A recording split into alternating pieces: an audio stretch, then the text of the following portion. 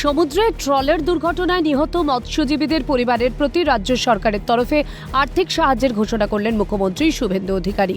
সম্প্রতি বঙ্গোপসাগরে উল্টে যায় জয় মা কালী নামে একটি ট্রলার।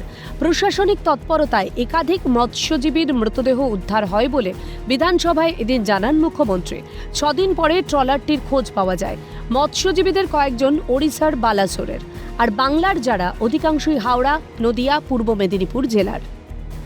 কিছুদিন আগে গভীর সমুদ্রে নৌকাডুবি নিয়ে বলেছেন আমাদের কোস্টগার্ড এবং কোস্টাল পুলিশ, তার সঙ্গে ফিশারি ডিপার্টমেন্ট এবং অন্যান্যরা সবাই একযোগে কাজ করে, বিশেষ করে কোস্টগার্ডের হেলিকপ্টার তারা সহযোগিতা করার পরে আমরা প্রায় 6 দিন পরে এই ট্রলারটি, জয় মা কালী নামের যে ট্রলারটি, এটার আমরা তার চিহ্ন আমাদের আকাশপথে পাওয়া যায় এবং দ্রুততার সঙ্গে সুন্দরবন জেলা পুলিশ সুপার এবং সুন্দরবন উন্নয়ন দপ্তরের প্রতিমন্ত্রী দীপঙ্কর জানা সারা রাত্রি ধরে ওখানে দাঁড়িয়ে থেকে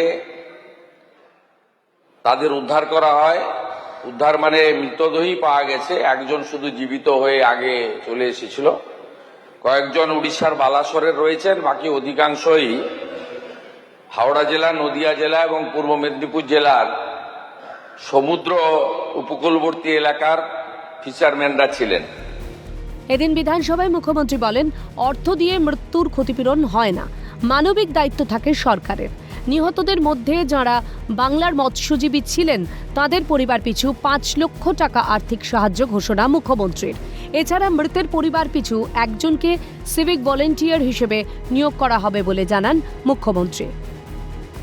আমি মাননীয় সদস্যের জ্ঞাতার্থে এবং আপনার মাধ্যমে হাউসকে জানাচ্ছি যে আমরা আমাদের এই রাজ্যে যে ফিশারম্যানরা ক্ষতিগ্রস্ত হয়েছেন প্রত্যেকটি পরিবারকে আবারও বলি, অর্থ দিয়ে কখনো মৃত্যুর ক্ষতিপূরণ হয় না, কিন্তু একটা মানবিক দায়িত্ব সরকারের থেকে যায়।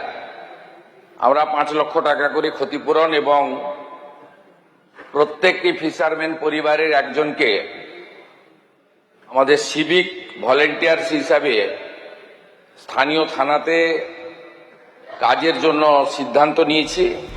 আগামী রবিবার রামনগর 1 ব্লকের প্রশাসনিক কার্যালয়ে তাঁদের হাতে চেক হস্তান্তর করা হবে। এবং আগামী রবিবার দিন রামনগর 1 নম্বর ব্লকের প্রশাসনিক কার্যালয়ে তাদের চেক হস্তান্তর করা হবে। এভাবেই মৎস্যজীবীদের পাশে দাঁড়িয়েছে রাজ্য সরকার। ক্যামেরায় জ্যাকি সিং এর সঙ্গে সুদীপ্ত পাল, ক্যালকাটা নিউজ।